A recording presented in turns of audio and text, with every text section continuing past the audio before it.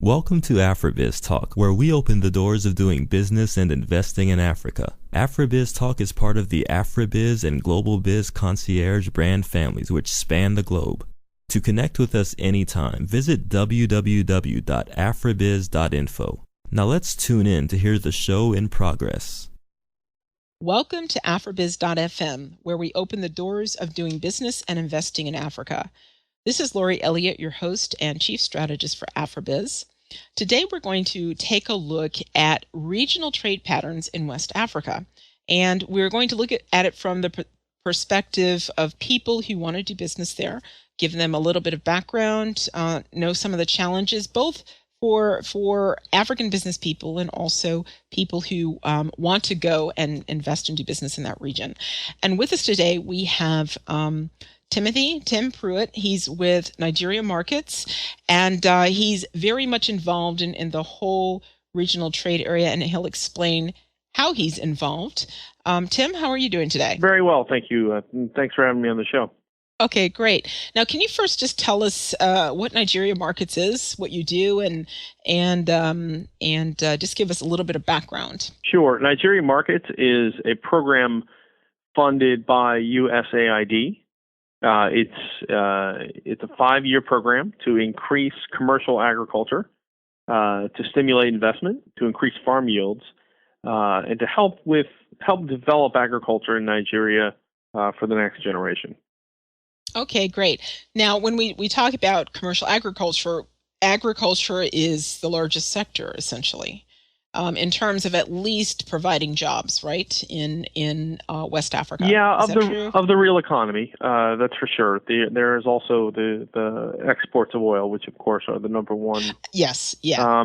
In terms of jobs, if you measure it in terms of punching a clock and having a proper job, as some people like to say, I think the telecoms industry is much bigger. But 70% of the people in Nigeria work with agriculture. Yeah. Okay. Well, great. Can you just give us just some general ideas about what the patterns of regional trade are with Nigeria? Who are their major trade partners maybe in that region? And it can be focused on agriculture. Sure. Okay. Nigeria is an importer, and depends upon which product we're talking about. Rice, for example, they end up importing a lot from Thailand this last year. India is also important to them for rice trade. They import wheat from the United States. They import a fair bit of oils and foodstuffs from a number of countries, including China, India, and the Middle East. Regional trade, they import a lot of livestock from across the Sahel region, all the way to Mauritania, Mali, Niger, Chad. They also import a fair bit of grains from those countries too, where they can. It's a hungry country, and they do have a lot of purchasing power. So Nigeria stands, although almost all West African countries import their food to some degree, Nigeria has a particularly large import balance deficit on food. Okay, and that's actually part of the reason why you're doing what you're doing, right? Because they should be able to produce some of this for themselves, correct? They have the land. They have about 100 million hectares of land that can be cultivated. About half of that's under cultivation now. The ecosystems are terrific. I mean, if you look at the north and the south and the mid-belts and you can grow almost anything in Nigeria. Some of the dryland crops like sesame and sorghum do well. Pineapple in the south. There's all kinds of crops you can grow there, and of course rice. Okay. So with this, obviously with your mandate and, I know from the government's perspective, they would definitely like to see more development in terms of their own agricultural production. Do you see any significant trends changing in this regard in the next few years? Or we can even go, let's say, 5 years out. Yeah, I think imports will certainly continue for the next 5 years. Love to see rice, local production of rice replace imports. It's unlikely, but it's an ambitious plan that the government has.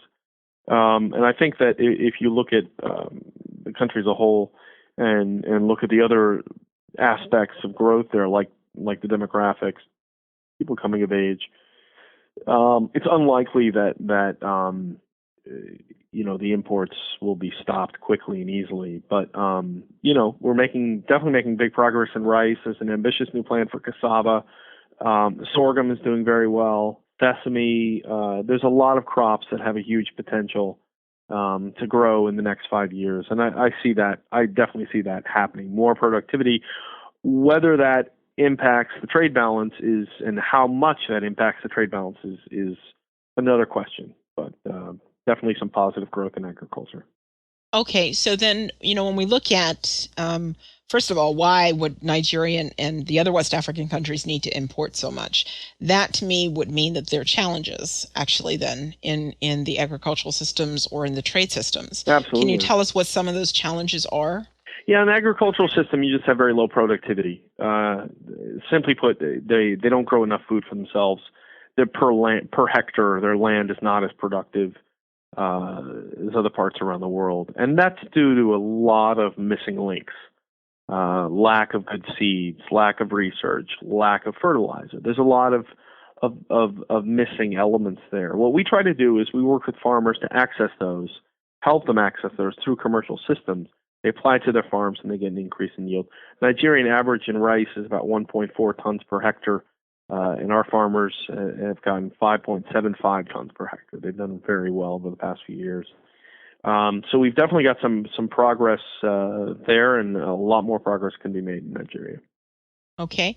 Now, so what you were starting with, essentially you're saying is an innovation. You're taking a value chain that has gaps in it, and you're filling those gaps in order to create something that works for the farmers and actually for everyone really in the value chain. It's true. If one partner in the value chain is losing, they won't re-enter the game the next year. So you do have to make sure that everybody is entering into a good commercial deal. That's part of it when you facilitate value chain growth. The other part of it is, as you mentioned, access to technology. And I think sometimes our technologies are 10 years old, but the farmers there don't have access, so it's new to them. And for them, if they get a higher performing seed, for example, it can have a really good effect on their yield and harvest. Okay, so are there any other innovations that you can think of that you're doing or others are doing actually to kind of address these challenges to increase regional trade? Yeah, sure. I don't know how much more trade will come of it, but there are a lot of technologies that we work with. Things like cocoa solar dryers. We have new threshers for maize. We have cowpea processing equipment. We have all kinds of stuff that we've endorsed and developed and helped spread in Nigeria. Okay. Now, with the innovations, and I know your focus is Nigeria, do you guys intend to kind of expand that into other countries in West Africa? We don't consciously, but it happens. We had a call from someone in Burkina. They wanted to take a look at our rice parboiler. So we sent over the guy, and he demonstrated it. So there is some sort of shared technology, shared lessons from across the region. But I think Nigeria has so much. There's so much demand for these technologies that I think we're more focused on looking at Nigeria, what Nigeria needs, how to advance the commercial situation there. That's our main mission. Okay. Now, just from the perspective of value chain, when we're talking about accelerating regional trade, that's kind of the focus of this, but actually, let's look at it from a business perspective. Commercial people who want to do business and want to make money. What are some of the low-hanging fruit opportunities for them to either do business in this context or invest? Well, I wouldn't recommend anyone come in if they don't have ag background because the investments are quite specific here. So the skills are even though there's a lot of development to be done within the commercial systems, the skills you need to really kick it up a notch are very important. We're seeing a lot more investment in rice. We're seeing a lot more investment in sorghum as well. People come in. There's new processing factories. There's a new 150,000 ton mill in Kano. There are several new mills about to come online, great investors, people that are really committed to it. So we are seeing that investment. There's huge growth opportunities. if you can come in and capitalize on the relationships and add value. I think a lot of people are doing that. Okay, great. Now, you focus on working with small scale farmers, correct? In your program, is that correct? Yes, but we also work with large processors. We've done GMP training. We've done all kinds of stuff we do market research. We have services for the larger investors. Ultimately, the impact that I think we all want to see is for the land to be more productive, and most of the land is held by smallholders. So it gets back there eventually, but we do also provide services to entrepreneurs. Okay, and so then, of course, you had mentioned this at a few minutes back that you are seeing better productivity. I don't remember what it was, but what the starting number was, but I think in terms of rice, it was what 5.7 tons. Yeah, that your farmers were getting. Yeah. Now, is that correct? Yeah, okay. Absolutely. Yeah. Any other significant impacts that you see, with the process that you've been doing? I can run through the commodities.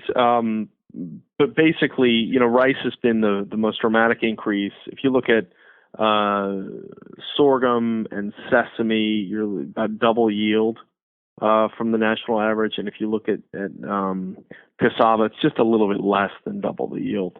But all these crops have had increases as well. We've got a lot of sales in something like aquaculture. Catfish has been really good for us. Wow. Okay. Yeah, that's been good. And maize as well. We do some good corn work over there. So we've seen farmers increase their yield there, selling into the poultry markets. Okay. Now, and I didn't ask this question before. So in your programs, then, are you working mostly to provide food in the local domestic markets, or is it for export? Yeah, a couple crops are export. Obviously, cocoa and sesame is also exported. But really, the vast majority of agri opportunities in Nigeria are on the local market. This is for two reasons. One is that it's underserved. Nigerians have purchasing power. The second is that, it's an economy that's oil dependent. And so when you take a look at the value, it's difficult to compete with some of the other exporters around. It's just not as effective. So best to focus in on local markets. It's a huge opportunity. Okay, great. So in that scenario let's go back to the processing plants just for a moment. Okay, so those may be foreigners who are coming in, right? Are they partnering? Some are. Okay. Some are wholly owned Nigerian. Wholly owned. Great. Okay. No, that's good. And I was just asking it in one angle, just because I'm thinking of people again who want to come and they have the ag experience. From that perspective, are you seeing dynamics, in partnership? They're working actually with local sure. Nigerian. Okay. Yeah, and we fostered some joint ventures over there as well. Absolutely. Okay. And can you just explain for the audience, and we're probably re-emphasizing to people who may already know this, but why is that good in Africa to have a local partner? Well, I think it'd be, especially in Nigeria, I mean, you really do need a local partner to get your feet on the ground in a good way. I think I don't know of any company that would do it without local partnership, with the exception of maybe a couple of importers. And even those really rely a lot on Nigerian partners. So it's just absolutely essential. And there's a lot of talent around. I think there's a lot of very talented Nigerians that can really get the job done. And the technical, the foreign partner obviously brings experience from overseas and technical abilities that may not exist in country. Rice milling is a great example. I mean, even if it's wholly owned Nigerian, a lot of times the technology is coming from China, India, or even Germany in case of some specific machines on a rice mill line. But and even the management, it's like riding a bike. Well, Nigeria has not had big rice mills before, so there's a new generation of Nigerians that have learned to process rice. We've actually trained some of them, so they're coming up. But in the interim, with this big growth in rice milling, you're going to need to have foreign expertise come in. Okay, great.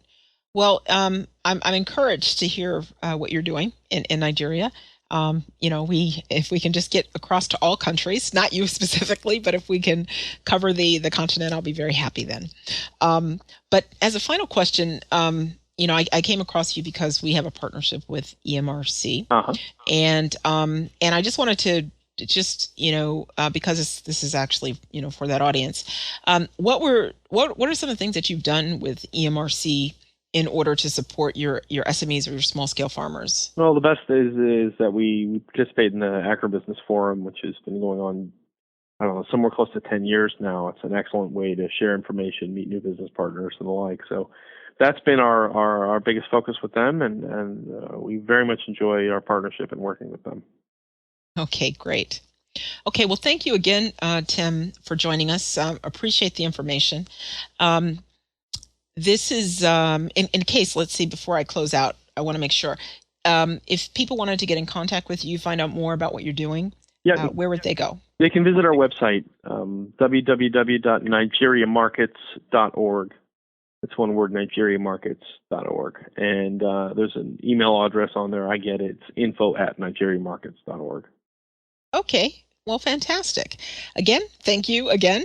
And this is Lori Elliott with Afribiz.fm. I've been speaking with Tim Prewitt with Nigeria Markets on regional trade, really focused on Nigeria and the agricultural sector.